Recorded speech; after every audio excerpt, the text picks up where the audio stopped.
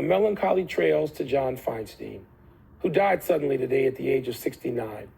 John was one of the most successful and consequential sports writers of the last 50 years, with bestsellers like A Season on the Brink and A Good Walk Spoiled.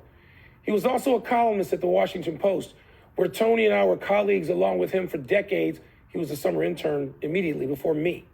After his 3 children, the great love of John's life was Duke basketball. After that, ACC basketball. After that, college basketball and golf.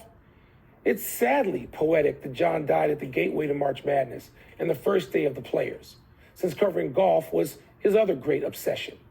He was a complicated man, brimming with opinions, and anyone who knew John held an opinion about him.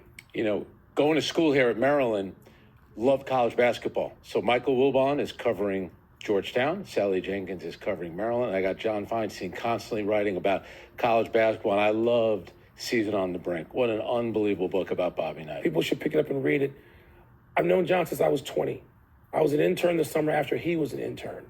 And so my life was very much directed by my relationships with John Feinstein and Anthony Kornheiser. Yeah. And so you look at that all these years later, and it's hard to put and we just get this word about John suddenly passing away this morning. And the coaches, everybody's calling each other in the industry to tell stories about John.